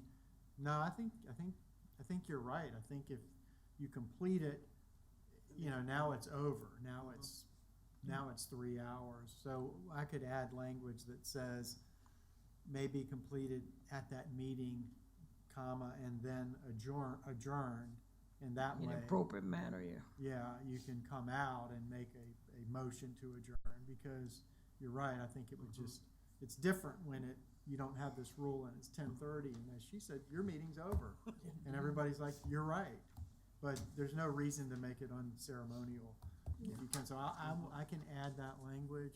Okay. And also, thinking about what I said, because the issue the mayor brought up came up after this, I'm not sure I want to keep the standalone work sessions or special meetings language, because I want to make it clear that the 3-hour rule applies to each of those, whether they're standalone or not. If they're, I might want to add language that says work sessions, period, not just standalone, but work sessions, closed meetings, and special meetings. Maybe make that more clear. So why don't I do this, because that's a lot of changes, and I'm glad you like the idea, but you make a good point. And I do think with the way we've changed the agenda, we should, how about if I take the last version of this, redline it one more time, and do a clean version that incorporates all that, and then if you agree that does it, then approve it. I think that's too many changes to make. Sometimes we change a word or two, but that's a bit much. Can I continue then to say, if there's no other discussion, make a substitute motion that you bring this back to us at the next meeting, if that's appropriate? Yes. Okay. So Someone in so this be my chair will bring it to you, but I'll draft it. Thank you, sir. You want- Substitute, I'm sorry. you want You to- need to say. I'm getting excited. It's cold. It is cold. She made her substitute motion. Yes. I'll second it. It's already been seconded. Oh, Ms. Denton beat him to Yes, the punch she did. Yes, she did. that time. Great. Do we have a discussion? We can go into roll call, please. Counselor Holloway, Yes. Counselor Parton, yes. Counselor Denton, Yes. Counselor Pelham, Yes. Vice Mayor Bennett, Yes. Counselor Randolph. Yes. Motion passes 6-0. Separate meeting. Just for closing. I'll tell you afterwards. Oh, I should do this way. That's all I had. Thank you, staff and Mr. Calebs. I appreciate everything. We have a motion to adjourn. No, man. Do we need This to, reports of city Do clerk. you have reports? who? Oh, You. me? No. You see how to say it out. Just announce each verbiage on that page. But, I make a motion to meet and be adjourned. no, you can't. Point of order. Wait, Uh-oh. We almost did it. Oh, we were doing good. We were doing really good, But everybody. point of order is just a procedure to get you back in line. And all I'm saying is that after reports the city attorney, just follow the other columns, other paragraphs till we get to the end. I sustain that, I agree. I would say, are there any reports of city clerk? And she emphatically answered that from Guam. Okay. reports of city council. Oh. I do have an issue. Yep. We're not there yet, so it's on the Rs. Well, I don't think that I wanted, I don't know if council, since Mayor Gore is not here at the I time. understand you that. think I that's have a okay? separate issue. Oh, yeah, awesome. Of course, let her go through, it's still, don't say, I don't wanna say that word again, but can she finish That's fine. reading down the line so we'll be in order? She did. I didn't hear her say nothing about committees and individual councils. Oh, okay. Committees. Individual counselors. Yes. Yes?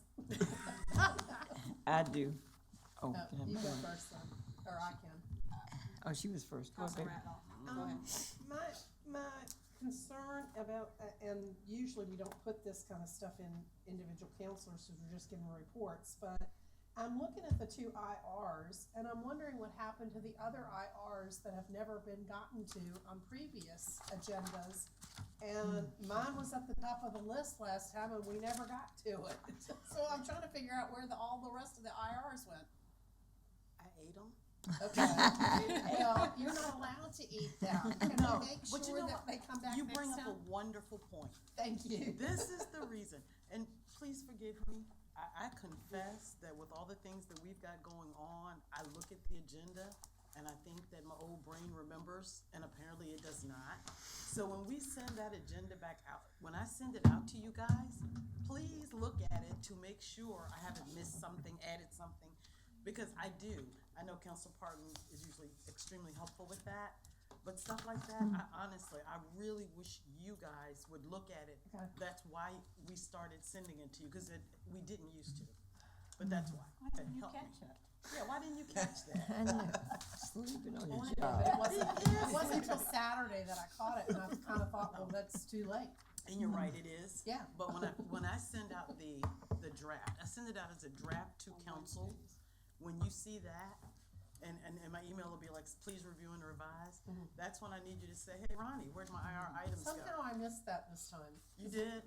Yeah, the Okay. draft. I don't remember getting a draft Yeah. this time. It Okay. was kind of funky. You should always get a draft. Okay. If you don't have one Wednesday night, you should have one Thursday morning. If you don't have it Thursday morning, call me, because there's an issue.